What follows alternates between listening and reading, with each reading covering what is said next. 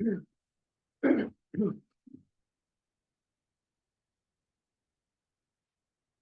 Ram.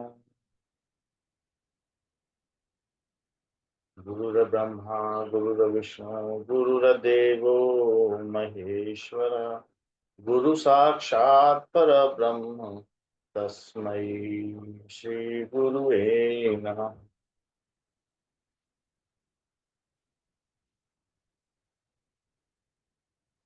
Ram Ram to everybody joining this session.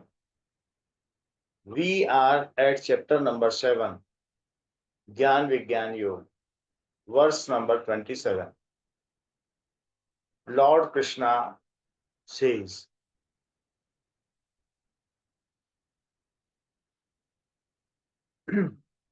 इच्छा द्वेष समुत्थेन द्वंद्व मोहेन भारत, सर्वभूतानि सम्मोहं सर्गे यान्ति परन्तप.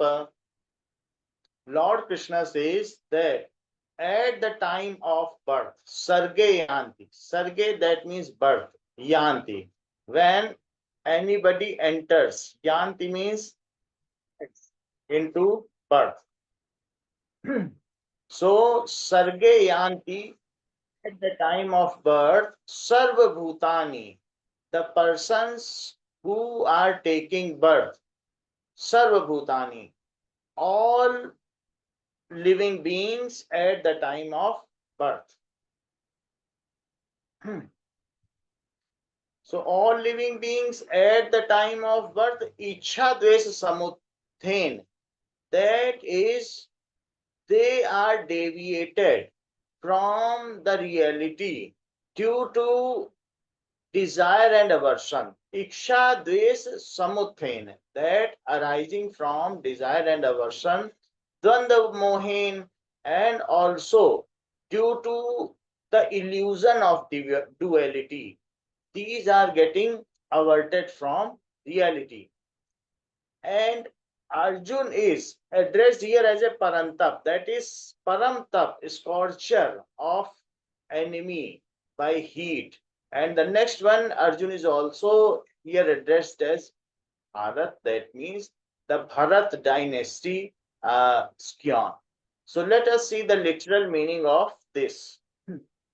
O Bharat, all beings are subjected to delusion at birth due to delusion of pair of opposites arising from desire and aversion. O Paranta. Now, इच्छा samuthen द्वंद्व मोहेन भारता, इच्छा और द्वेष से उत्पन्न हुए और द्वंद्व के मोह से सभी भूत प्राणी जन्म के समय से ही सम्मोहम, मोह रहते हैं। वो परंतप, भगवान यह कहते हैं कि सभी भूत प्राणी वे जब इस धरती पर जन्म लेते हैं तो वो कुछ चीजों से तो राग करते हैं और कुछ चीजों से द्वेष करते हैं, और साथ में इन्हीं द्वंद्वों में उलझे रहते हैं। वे संसार को दो करके देखते हैं, दो सिरों के तौर पर देखते हैं, लाभ हानि, जय पराजय, इस प्रकार से देखते हैं। सम दुखे सुखे कृत्वा लाभा लाभो जय जयो ततो युध्यायु जस्व नैव प्रापम वापसि। वे दुख सुख देखते हैं संसार में, लाभ हानि देखते हैं, जय पराजय देखते हैं। सो द्वंद्व के मोह में और राग और द्वेष के लिपे हुए, उसके बंधे हुए भूत प्राणी जन्म के समय से ही वे इस संसार को जैसा है वैसा नहीं देखते, वो मोहित होकर देखते हैं। तो हम जब इस संसार में आते हैं तो इस संसार में हमने तो पहले भी कई जन्म लिए हैं, कई पशु योनि भी लिए हैं। वहां पर हमें भोग योनि होने की वजह से कुछ चीजों का हमारे प्रति नैसर्गिक स्वाभाविक राग रहता है, और कुछ चीजें जो हमारे लिए हितकर नहीं होती, संसार के हमारे जीवन के लिए हितकर नहीं होती चलाने के लिए, उनसे द्वेष रहता है। तो पशु को जब तक खाना अच्छा ना हो वे खाते नहीं हैं, वे सही खाना खाते हैं और पेट भर जाने के बाद वे उससे मुंह हटा लेते हैं। एक तरीके से they are averted from it, वो उससे विद्वेष करते हैं। खाना जब सही होगा तो उससे राग करते हैं। लेकिन मनुष्य योनि में आने के बाद हमें विवेक मिला हुआ है। अब हमें जो राग और द्वेष तो चूंकि पहले से ही चले आए हैं और शरीर को चलाने के लिए चाहिए तो वे रहते हैं, लेकिन उन राग द्वेषों का अब हम जीवन पालन के लिए इस्तेमाल नहीं करते, अब हम उनका अपने भोगों के लिए इस्तेमाल करने लगते हैं। तो राग और द्वेष का प्रयोग भोगों के लिए करना, जो तुम्हारे लिए अच्छा है, आनंददायी है, उनसे राग करना, और जो कष्टदायी है उनसे द्वेष करना, ये मनुष्य जन्म में इसकी सलाह नहीं दी गई है। हमको इनको साधन बनाकर, जो भी हमको यहाँ पर मिला है, जिस शरीर यात्रा तो चलानी है, और जैसा भी हमें शरीर यात्रा चलानी है, लेकिन ये देखना है कि जो भी वस्तुएं हमें भगवान से दी गई हैं वे साधन स्वरूप, साधन स्वरूप हमारा यहाँ पर उद्देश्य क्या होना चाहिए कि भगवान की प्राप्ति ही हमारा उद्देश्य होना चाहिए। और जो वस्तुएं हैं उनको आनंद के लिए इस्तेमाल नहीं करना चाहिए, उनको हमें साधन स्वरूप शरीर यात्रा के लिए इस्तेमाल करना चाहिए, क्योंकि इस शरीर का प्रयोग हमें ईश्वर प्राप्ति के लिए करना है। तो जब दो ही चीजें इस संसार में दुख का कारण है या पाप है, जब हम राग द्वेष करते हैं, संसार में जो चीजें दी गई हैं उनका भोग करने लगते हैं, तो ये आधा पाप। और भगवान से विमुख हो जाना ये पाप है। तो और उसी तरीके से पुण्य भी दो चीजें हैं। जो चीजें सब कुछ हमें मिली हैं उनको अच्छे मार्ग में लगाना, ये आधा पुण्य है, और भगवान से जुड़े रहना ये पूरा पुण्य है। तो कहा गया है कि संसार में 1.5 पुण्य है और 1.5 पाप है। पूरा पुण्य भगवान से जुड़े रहना है, और पूरा पाप भगवान से विमुख हो जाना है। इसी प्रकार से आधा पुण्य, अच्छे कर्म तो करना है पर भगवान से युक्त न होना, आधा पुण्य है। और इसके अलावा बुरे कर्म हम बहुत कर रहे हैं तो ये आधा पाप है। भगवान से विमुख हो जाना पूरा पाप है। तो बात कही गई है कि जब हमको विवेक मिला है तो जो वस्तुएं हैं उनका हम उपयोग करें, लेकिन उन्हें साधन स्वरूप समझें। हम उन्हें साधन स्वरूप समझें और ये सोचें कि ये हमें ईश्वर से मिलाने के लिए दी गई। तो ऐसा जब हम समझेंगे तो राग और द्वेष हमको नहीं लगेंगे, हम उनका दुरुपयोग ही नहीं करेंगे, हम उनका आनंद के लिए, भोगों के लिए उपयोग ही नहीं करेंगे। जब हम ऐसा करते हैं तो दुरुपयोग करने से ही हमारा शरीर भी रोगी रहता है और उससे हम सच्चे मार्ग पर नहीं चल सकते। तो इसलिए हमें हमेशा ध्यान रखना चाहिए कि अगर प्रतिकूलता आती है, so at the time we are having some kind of difficulties in our life, we should not go or hope for a betterment. That means something which is suited to us, better suited to us. If something which is advert in our life, we are hoping that some should be better suited. तो द्वेष आने पर जो अनुकूल परिस्थितियां हैं, जब परेशानी आने पर अनुकूल परिस्थितियों से हमें राग नहीं करना है, उन्हीं परिस्थितियों से हमें तारतम्य स्थापित करना है, उन्हीं में हमें अपने आप को ढाल लेना है। जब हम परिस्थिति को स्वीकार करना समझ जाते हैं तो ये समग्र समर्पण होता है। इसी प्रकार से अगर हमारे जीवन में अनुकूलता आ रही है, बहुत अच्छा अच्छा हो रहा है, तो ऐसी स्थिति में इस चीज की आशा ना करना कि ये बनी रहे, जैसा है ये ऐसा ही रहे। तो ये दोनों ना करना। अगर हम ऐसा नहीं करते हैं, जो हमें मिलता जाए उसे हम साधन स्वरूप समझते चले जाएं।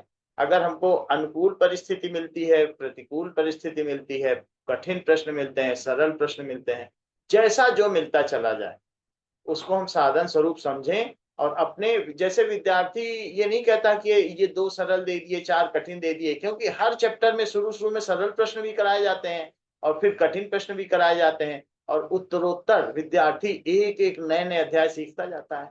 तो उसी तरीके से हम धीरे धीरे जब भगवान की ओर एक एक पादान बढ़ते चले जा रहे हैं तो उसमें सरल प्रश्न भी आएंगे, कठिन प्रश्न भी आएंगे, अनुकूलता भी आएगी, प्रतिकूलता भी आएगी। तो ऐसी स्थिति में हमको प्रश्नों से राग या द्वेष नहीं करना है। परिस्थितियों का तो सिर्फ इतना ही महत्व है कि ये हमको प्रभु को मिलाने वाली है। अगर हम सीढ़ियां ही पकड़ कर बैठ जाएं, सीढ़ियों के पादान सोपान पकड़ के बैठ जाए कि ये डंडा बहुत अच्छा है सीढ़ी का, अब तो हम यहाँ से नहीं हटेंगे, तो हम सीढ़ी कैसे चढ़ पाएंगे? हम सबसे ऊंचे लक्ष्य को कैसे पा पाएंगे? हमको तो आसक्ति सीढ़ियों से ही हो गई है, हमको साधनों से ही आसक्ति हो गई है। उस बच्चे की क्या स्थिति होगी जो चौथी क्लास में पढ़ता है और उसको चौथी क्लास की चित्र वाली पुस्तकें बहुत अच्छी लगती हैं, वो बार बार इसलिए फेल होता है कि उसे चौथी ही क्लास की चित्र वाली पुस्तकें मिलती रहें, बार बार उन्हीं को पढ़ना चाहता है, जीवन भर उन्हीं चित्र वाली पुस्तकों को पढ़ना चाहता है। तो इस तरीके से हमको राग और द्वेष नहीं करना चाहिए। जो साधन मिला है उसका समुचित उपयोग साधन स्वरूप मानकर करना चाहिए। और फिर हमारा मन किसी एक चीज से भी राग नहीं करता। आज अगर ये चीज हम इससे राग करते हैं तो due to monotonosity we will after certain period of time get bored of it, we can not get attached to something for a longer period of time. आज अगर हमें इस चीज ये अच्छी लगती है तो थोड़े समय बाद हम देखते हैं कि हम हमारा मन उससे हट जाता है, हमें फिर दूसरी चीजें अच्छी लगने लगती। मन तो चंचल है, ये एक जगह नहीं बैठ सकता। जैसे कि अगर चिंतामणि एक ऐसा व्यक्ति था जो सारी दुनिया से विमुख हो गया और सिर्फ एक वेश्या उसको अच्छी लगती थी तो वो उसके पास गया। तो ऐसा भी होता है कि हम सारी दुनिया से विमुख होकर किसी एक सांसारिक ही चीज पे लग जाए तो भी ठीक है। फिर उस वेश्या ने उससे बोला कि तुम इस हार्ड मास के शरीर से इतना प्यार करते हो, और वो उसको एक दिन उसने खरी खोटी सुना दी चिंतामणि को। तो जब वो सारी दुनिया से तो अलग हो ही गया था और वेश्या से भी अपमानित हो गया तो उसने फिर ऐसी भगवान की भक्ति की कृपा गया। तो अगर हमारा मन तो एक जगह नहीं टिकता तो हमारा वो जो समय है, जो कीमती शरीर है, वो धीरे धीरे क्षय होता चला जाता है इन्हीं राग द्वेष की वजह से। तो संसारिक चीजों में ही लगा दें, किसी एक चीज में ऐसा भी हो तो भी वो योगी है। या फिर जो भगवान से विमुख ही हो गया हो, जैसे कंस भगवान से ही द्वेष कर बैठा लेकिन इसी बहाने ही उसने भगवान की चिंता की, तो भी कल्याण हो गया। शिशुपाल का जो गाली भी देता था तो भगवान को ही देता था, उसका जीवन भगवान को कष्ट देने के लिए ही उसने अपना मान लिया था, तो भी उसका कल्याण होगा। ये बात अलग है कि उसको आनंद नहीं मिल पाया, भक्ति रस का आनंद नहीं ले पाया, बस कल्याण हो गया। तो हमें इन राग और द्वेष को साधन स्वरूप समझना है और इनको इसी तरह से इस्तेमाल करना है। अगर जो अनुकूल और प्रतिकूल परिस्थिति को साधन स्वरूप समझना है और उनके प्रति न राग करना है और न द्वेष करना। Now where there is a pleasure there is rag or attachment, and there is a pain there is the dvesh or aversion. There is the instinct in man to preserve his body. Man wishes to attain those objects which helps in preservation of the body. He wishes to get rid of those objects which give pain in the body on account of delusion caused by pairs of opposite desire and aversion spring up, and man cannot get the knowledge of things as they are. So we are only entangled in aversion and desire. We desire the suitable things, and we are getting averted. We have a tendency to get averted for the things which are not better suited to us. However, the person who is in equilibrium, जो स्थित प्रज्ञ है, उसकी सोच कुछ और है। वो धागे के तंतु के दोनों सिरों को नहीं देखता है, वो मध्य में स्थित होकर पूरे धागे को सम्यक रूप से देखता है। तो हमें स्थित प्रज्ञ बनना है, हमें द्वंद्व वाला नहीं बनना है कि दो सिरे में से किसी एक सिरे का चुनाव करें, हमें पूरे धागे को सम्यक रूप से देखना। बोले अर्जुन से श्री भगवान, सुनो गीता का ज्ञान, सुनो गीता का ज्ञान। सुख दुख हानि लाभ दोनों में जो सम है, सुख दुख हानि लाभ दोनों में जो सम है, पाने में न हर्षित न खोने का गम है, योगी द्वंद्वों में रहता समान। यह है गीता का ज्ञान, यह है गीता का ज्ञान। हमें समान बने रहना है, जो परिस्थितियां हैं वो साधन स्वरूप हैं, वो लक्ष्य नहीं।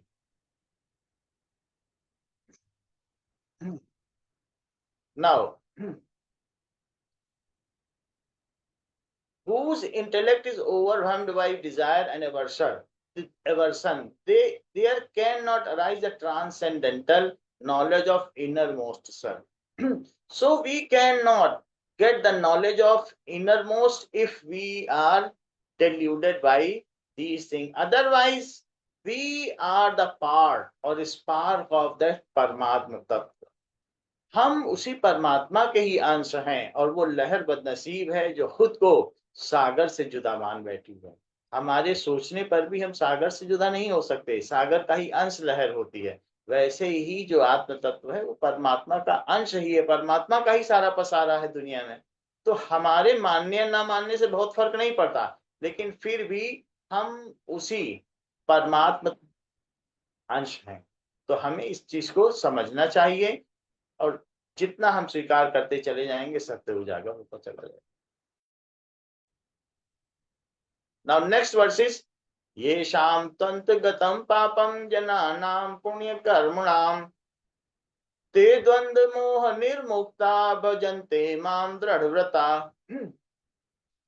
तेषां तु अंतगतं पापं जनानां पुण्यकर्मणां तेषां तु अंतगतं papam, those who are now have now destroyed papam, antagatam papam, जिन्होंने अपने पाप को, सिंस को डिस्ट्रॉय कर लिया है, जिन्होंने अपने पाप को समाप्त कर लिया है, those are the pious person, जना नाम पुण्य कर्मणाम, जना नाम पुण्य कर्मणाम, जो भगवान को, किसने, कौन पुण्य कर्मा, जिन्होंने पापों को नष्ट कर लिया है.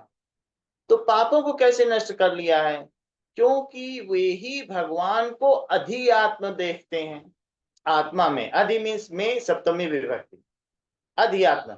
वे ही भगवान को अधिआत्म देखते हैं. जो मनुष्य ये देखता हो कि आत्मा में ईश्वर है, अधिआत्म, आत्मा में वो है. जो भगवान को अधिआत्म देखते हैं, जो भगवान को अधिभूत देखते हैं, सारे संसार में, सभी भूत प्राणियों में, सभी पदार्थों में, in complete universe, what ever is the visible universe, अधिभूत, वही अधिआत्म है, वही अधिभूत है. जो भगवान को अधिदेव देखते हैं, अधिदेव, ऑल द स्पार्क्स और द ब्रिलियंसी ऑफ एनीथिंग और विच इज ट्रांसेंडेंटल, जो हमसे अबूझ है, जो जितने देवी देवता हैं, जो उच्च शक्तियां हैं, उनमें भी भगवान. भगवान को अधिआत्म देखते हैं, भगवान को अधिभूत देखते हैं, भगवान को अधिदैव देखते हैं. इंद्र में भी भगवान, लक्ष्मी में भी भगवान, और सभी, सरस्वती में भी भगवान, छठी मैया में भी भगवान, करवा देवी में भी भगवान. भगवान को अधिदैव देखते हैं और भगवान को अधियज्ञ भी देखते हैं. अधियज्ञ कैसे? जो भी सेवा कार्य हो रहा है वो सब ईश्वर ही है. जो समष्टि में यज्ञ है वो व्यष्टि में सेवा है. पूरे संसार में ही यज्ञ हो रहा है. कुछ चीजें अपना सर्वोच्च दान दे देती हैं तो दूसरे प्राणियों का सृजन हो जाता है. पेड़ अपना सर्वोच्च फल दान दे देते हैं तो बकरी बनती है. बकरी अपना सर्वोच्च अस्थि, मज्जा, शरीर, रक्त सब दान दे देती है तो शेर बन जाती है. सब जगह होम हो रहा है. एक प्रकार की आहार श्रृंखला बनी हुई है. इसी प्रकार से व्यक्ति सेवा करता है जो कि एक सर्वोत्तम यज्ञ है.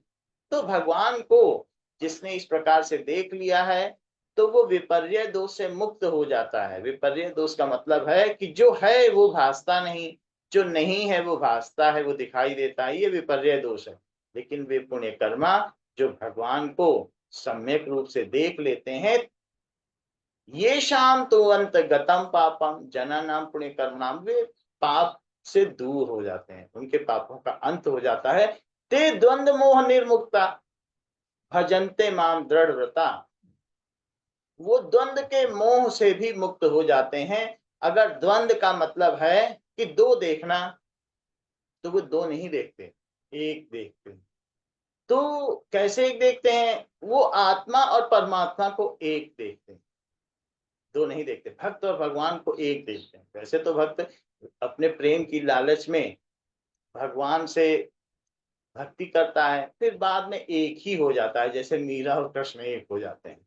तो जो एक देखते हैं, सुख और दुख एक का चुनाव नहीं करते, बल्कि वे एक ही धागे के दो तंतु देखते हैं. तो इस प्रकार से जो द्वंद में भी एकात्म देख लेता है, जो उसकी मध्यमान स्थिति देख लेता है, जो उसकी साम्य अवस्था देख लेता है, वो द्वंद से मुक्त ही हो जाता। ते द्वंद मोह निर्मुक्ता भजन्ते माम दृढ़ व्रता। वे यही देखते हैं कि भगवान का पसारा है और ये है अनंत चहुओर से। वे निरख छवि प्रभु झूमो नाचो हृदय कुंज में मोर से। तो भगवान की ये जो सत्ता है, ये अनंत है चारों ओर से, और इसी में वे झूमते नाचते रहते हैं। ते द्वंद मोह निर्मुक्ता भजन्ते माम दृढ़ता, and they with stable mind are worshipping me. Now the literal meaning of this verse is, but those men of virtuous deed whose sins have come to an end, and those who are freed from delusion of the pairs of opposite worship me steadfastly and with their woes, so they are steadfastly worshipping me. तो श्लोक में कहा गया है, ये शाम तु अंत गतम पापम जना नाम, उनमें उनके पापों का अंत हो जाता है पुण्य कर्मा लोगों के, जो द्वंद से विमुक्त हैं और मुझे सम्यक प्रकार से देखते हैं। भजन्ते माम दृढ़ता, वे मुझसे दृढ़ व्रत। दृढ़ व्रत का मतलब है कि पूरी निष्ठा के साथ, अभीप्सा के साथ वे मेरा भजन करते हैं। तो शुरू शुरू में भगवान के प्रति विश्वास होता है जब हम जाते हैं किसी संत के प्रति, फिर धीरे धीरे वही विश्वास निष्ठा में बदल जाता है, वही विश्वास श्रद्धा में बदल जाता है, श्रद्धा और बलवती होती है तो निष्ठा बन जाती है। निष्ठा के समय में ऐसा होता है कि धूप पड़े या छाही, बंदा हटने वाला नहीं, वो दृढ़ होती है, बहुत अंदर गहरे तक होती है, निष्ठा जल्दी से नहीं हटती है। और वही निष्ठा फिर अभिप्सा में बदल जाती है। अभिप्सा का मतलब है कि ऐसी जगी हुई प्यास जो प्रभु मिलन से पहले समाप्त ही ना हो, अभिप्सा में बदल जाती है। तो धीरे धीरे ये अंत होते होते ये दृढ़ व्रत हो जाता है, फिर ऐसा साधक भगवान से हटता नहीं है। सो वे दृढ़ व्रत होकर के इन द्वंद्वों में न फंसकर वो समझते हैं कि जो भी साधन मिलता जाए इसका उपयोग करते जाइए और भगवान के और करीब होते जाइए। इस तरीके से वे दृढ़ होकर हमारा भजन करते हैं। नाउ हमको जो अवस्था परिस्थिति मिली है, हमें उसका दुरुपयोग नहीं करना चाहिए। दुरुपयोग अगर हम ना करें तो सदुपयोग सदुपयोग अपने आप होने लगेगा। हमें ये ध्यान देना है कि हमें अगर कोई परिस्थिति मिली है तो हम उसको आनंद के लिए, मौज मजे के लिए न इस्तेमाल करें, सम्यक रूप से भगवान की दी हुई चीज है, इस्तेमाल करें। तो जब हम ऐसे करेंगे, दुरुपयोग नहीं करेंगे, तो सदुपयोग ही होगा, और ऐसा सदुपयोग होगा तो इसमें हमारे कर्तापन का भाव भी ना होगा। कर्तापन का भाव नहीं होगा तो जब हम कहेंगे भाई हमने सिर्फ दुरुपयोग नहीं किया है, तो सदुपयोग होने लगेगा। कर्तापन का भाव ना होने से कर्ताभिमान भी नहीं आएगा, करने का अभिमान नहीं आएगा, और जब करने का अभिमान नहीं आएगा तो उसकी कर्म फल की भी भावना नहीं रहेगी। हमको सिर्फ उनका दुरुपयोग नहीं करना है, तो जो वस्तुएं हैं उनका सदुपयोग होने लगेगा। सदुपयोग का मतलब है कि साधन स्वरूप समझेंगे, और जो हमारे साध्य हैं वो हमारे परमात्मा है, उन्हीं के लिए हमें शरीर मिला है, और इस प्रकार से ये होता चला जाएगा।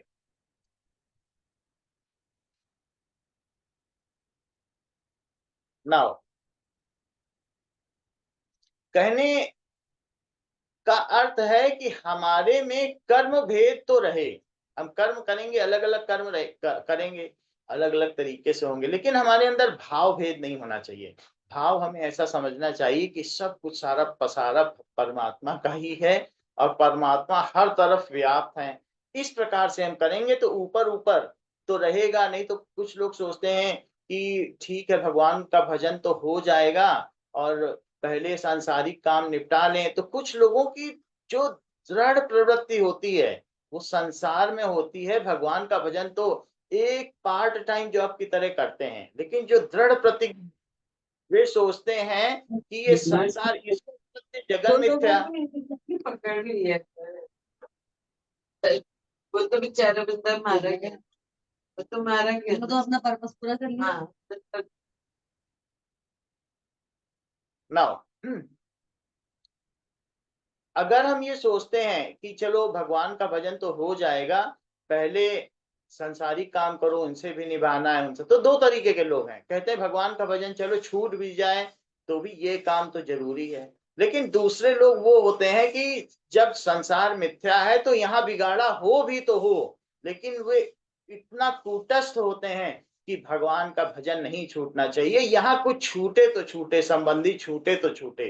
तो वो भक्त दृढ़ प्रतिज्ञ कहा गया है और वो ईश्वर की ओर चलता ही चला जाता है, यहाँ का कुछ बिगड़े भी तो बिगड़े, वो अपना साधन भजन नहीं छोड़ता। तो भगवान ने ऐसे लोगों को पुण्य कर्मा कहा है, जो अधियज्ञ हैं, जो भगवान को अधिदेव मानते हैं, जो भगवान को अधिआत्म मानते हैं और अधिभूत मानते हैं। तो ऐसे लोग भगवान में दृढ़ प्रतिज्ञ होते हैं। Now the next verse, verse number 29।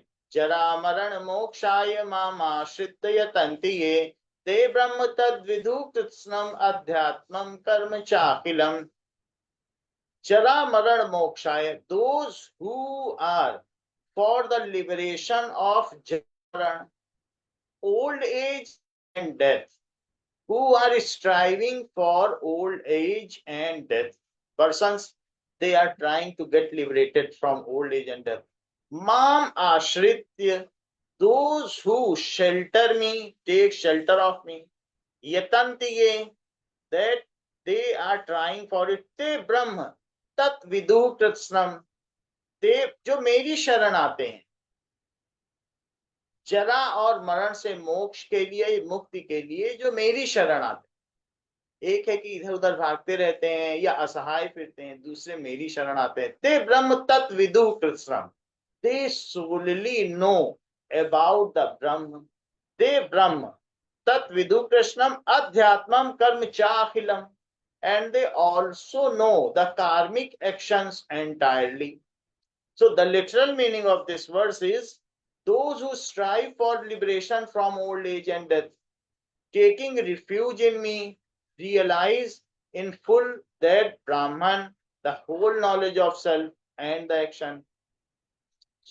जो जरा मरण मोक्षाय, जरा मरण मोक्षाय मामाश्रित, ये माम आश्रित, बुढ़ापे और मृत्यु से मुक्ति के लिए जो मेरा आश्रय लेते हैं और उसके लिए प्रयत्न करते हैं, ते ब्रह्म तत्व विदु कृत्स्नम, कृत्स्नम मीन्स कंप्लीटली, वे ब्रह्म को पूर्णतया जान जाते हैं और ये भी जान जाते हैं अखिल कर्म, कि कर्म क्या है, कर्म भेद क्या है, इन सब के बारे में, कर्म योग क्या है, सब कुछ वो जान जाते हैं। Now they attain to full knowledge of self and perfect knowledge of Brahman. They attain to the highest or unconditionally about me. All their doubts are totally destroyed. They fully realize about me, that is Vasudev. All indeed, that is the Brahman.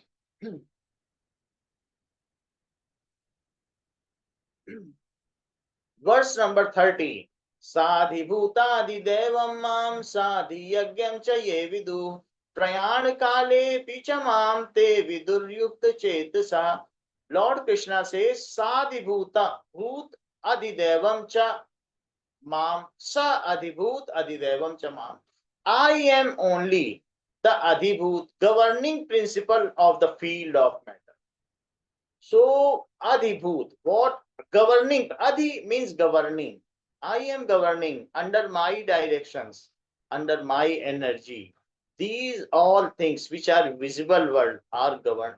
तो मैं ही अधिभूत हूँ, जो संसार में जितना भी पसारा दिखाई देता है, जो भासता है, उनमें जितनी क्रियाएं हो रही वो मेरे द्वारा ही हो रही हैं। मैं सभी भूत प्राणियों का और जो भी यहाँ पर जितना भी चर अचर, जितना भी सब कुछ दिख रहा है, स्थावर जंगम, चलने फिरने वाला या रुका हुआ, वो सभी मैं ही हूँ। जो दिखाई दे रहा है उसमें होने वाली क्रिया मैं ही हूँ, मैं ही अधिभूत हूँ।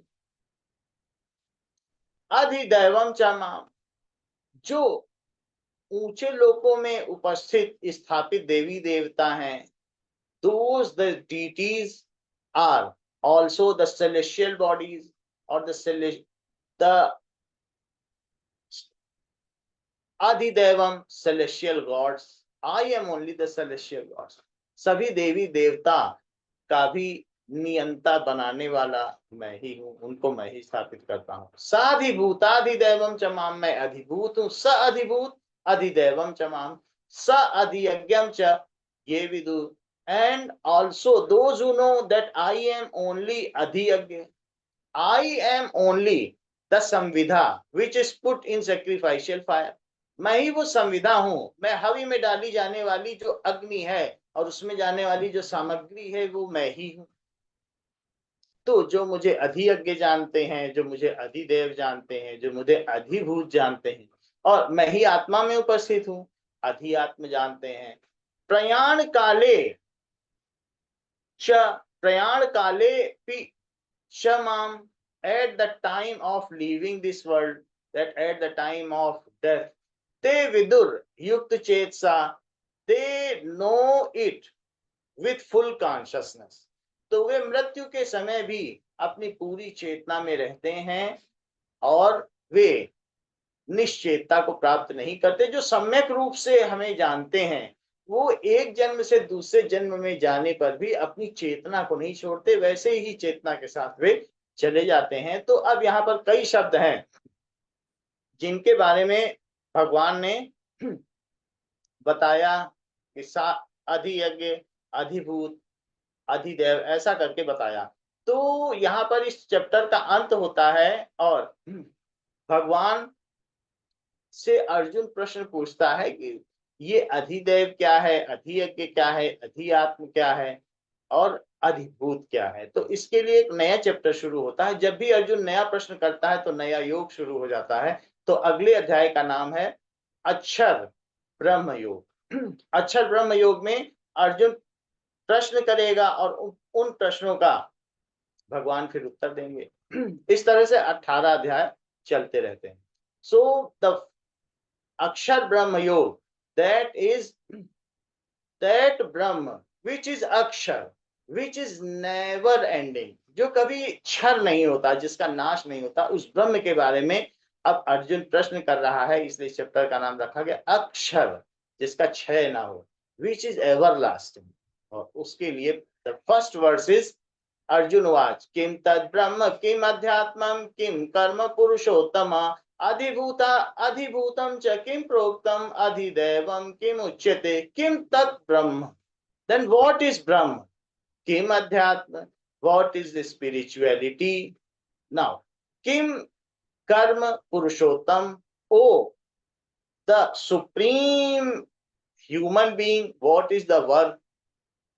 Adhibhutam chakim, and what is the meaning of adhibhut? And proktam adhidevam, what is proktam, what is said to be adhidev, and what is adhibhut? So this is the all which is questioned by Arjun.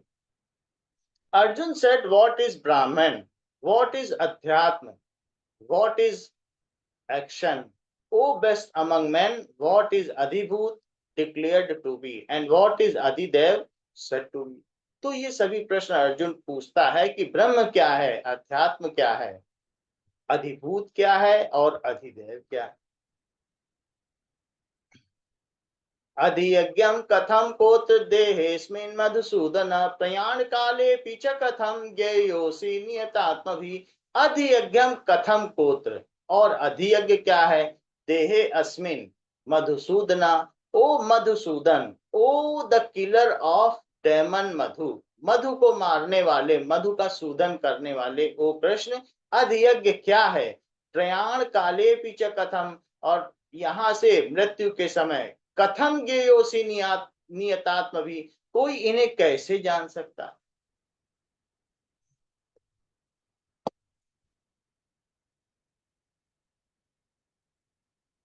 भजन कौन गा रहा है? कुसुम मौसी। बोले भैया। राम राम राम गीता बहन आप गा दीजिए। हाँ तो हाँ गाइए।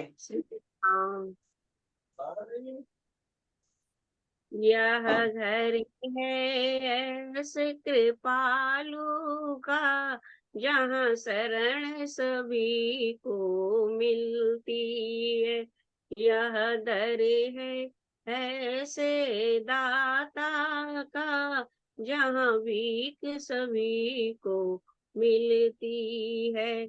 कह ले तू भी अपने मन की, वह सबकी सुनने वाला है। यहाँ ऊंच नीच का भेद नहीं, यहाँ ऊंच नीच का भेद नहीं, वह सबका ही रखवाला है। ये गुलशन है उस माली का, हर दिल की कली जहाँ खिलती है। ये दर है से दाता का, जहाँ शरण सभी को मिलती है। मत सोच यहाँ पर न्याय नहीं कुछ, देर है तो अंधेर नहीं।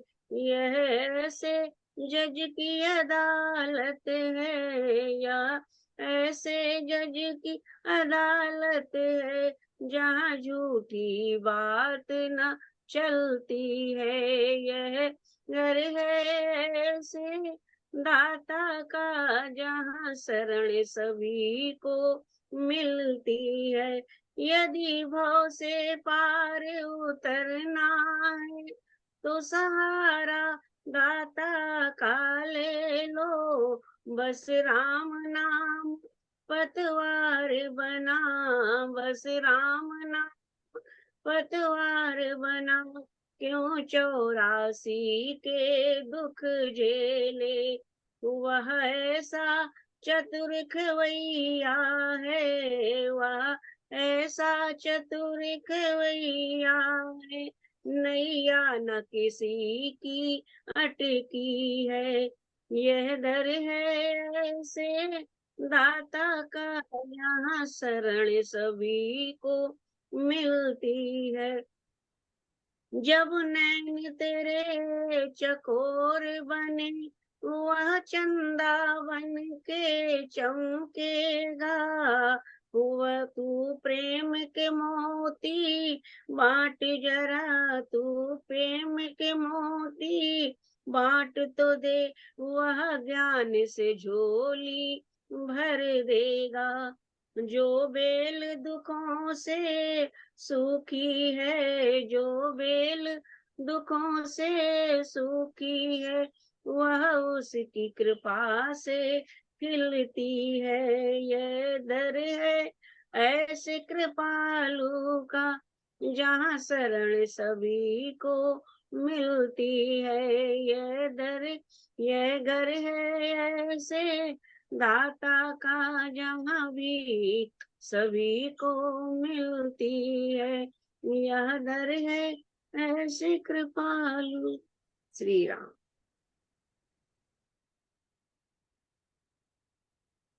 श्री राम। सर्वे भवन्तु सुखिनः, सर्वे सन्तु निरामया, सर्वे भद्राणि पश्यन्तु मा कश्चित् दुर्भाग् भवेत्।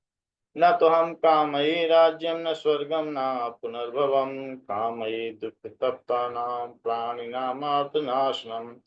त्वदिष्टं भवतु गोविन्द, त्वदिष्टं भवतु गोविन्द, न तु मदिष्टं पाहि मां रक्ष मां रक्ष। तेरी इच्छा पूर्ण हो मां, हम सब तेरी शरण में अपने चरणों की भक्ति करो। श्री राम।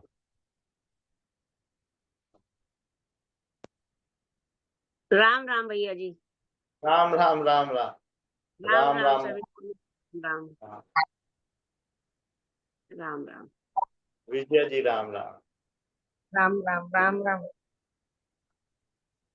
राम राम दीदी बेटा राम। राम राम श्री राम। बहुत सारा प्यार आशीर्वाद और बढ़िया सब चल रहा है। बढ़िया चल रहा है। कानपुर डैम में आएंगे आप? हाँ, कानपुर मिलते हैं, आप आ रहे हो ना? हाँ बिल्कुल। ठीक। चलिए, बहुत बहुत प्यार आशीर्वाद। Ram Ram. Thank you to all joining this session. Ram Ram.